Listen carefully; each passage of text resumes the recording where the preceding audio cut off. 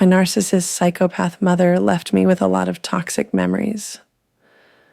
They weigh heavily on my psyche and cast a shadow on everything in my life. Honestly, it brings me great peace to finally bring these dark secrets out into the light. Secrets that I was threatened to keep tucked away in silence. Or else. She would call this a case of me being rebellious, wicked, disobedient. No. It's just the sort of thing any legitimate investigator at Child Protective Services would want to take into consideration. When I was a child, she had the upper hand and succeeded to smoothly operate federal and county agencies, presenting the facade of a normal law-abiding church-going citizen who could do no wrong. Most psychopaths do possess a charismatic influence on unsuspecting observers. My grandmother, whom I loved dearly, and was one of the only people I can honestly say, by her actions, proved she genuinely loved me. My narcissist mother knew that, and was threatened by that bond, because it threatened her control, making it her goal to destroy that bond at every opportunity. For instance, in an act of triangulation, which is a tool of narcissists, she told me, "When I became pregnant with you," Gertie told me, "Margie, you have no business with another child." To instill a belief that my own grandmom did not want me to exist before I was born, I asked grandmom. She was offended. She confirmed, "I never said that, Sharon." Of course she didn't. It was a projection of the narcissist's own lack of human empathy. Margie didn't feel I deserved the right to exist. My narcissist mother had a land dispute with my grandmother upon the passing of my granddaddy.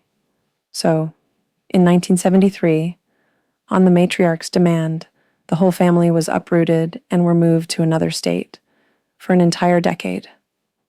I was yanked away from my grandmother at around 3 or 4 years of age. That, too, is a story for another day. In 1983, the patriarch had a change of heart and wanted to return home. At long last, I got to see my sweet grandmom again. Before this, I had only gotten to see grandmom on Thanksgiving holidays, once per year.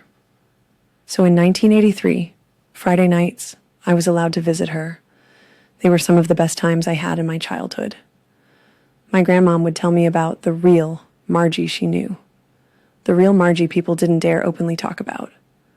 The Jim Jones underbelly Margie. In one account, Grandmom Gertie explained after Granddaddy's passing in 1973, Margie came to her friend Lily's store. It was an old country store. Miss Lily and Grandmom were at work with produce. Granddaddy was barely fresh in the grave. Margie announced to Miss Lily, "Before Rosamond died, he asked for us to forgive him for any wrong he had done to us." Miss Lily, who knew the facts since Grandmom Gertie was her friend since childhood, thought. Then asked, "Well, Margie, did you ask Rosamond's forgiveness for the wrong you've done to him?" Any sane person would pick up on the Christian connotations implied, but not Margie. Margie snapped defensively. "I never did any wrong to Rosamond." Grandmom looked at me with a silent expression. Yes, we both understood Margie. I loved my Grandmom Gertie and still miss her. She was more of a mother to me than Margie ever was. She died in 1997 at the same time of the birth of my second daughter. Grandmom had suffered several strokes, which led to her slow, progressive demise. Knowing her imminent fate, my aunt kept her confined in her house, providing necessary care. The last major stroke had rendered my grandmom incapacitated for the most part. Her eyes remained closed, but she would turn her head toward light or sound, which was evidence she could see and hear, but comprehension was guesswork. Nonetheless, I visited grandmom with my newborn baby and spoke loudly, since she was hard of hearing. "Grandmom, it's Sharon. I have the new baby. We're both doing very well," the narcissist matriarch observed, and knowing nobody else was around at that moment, approached us. In an uncharacteristic way with both hands, intending to appear loving for benefit of potential observers, gently began stroking grandmom's hair. She whispered where only I and Grandmom could hear her. She doesn't hear you. You can't understand her. Can you, Gertie?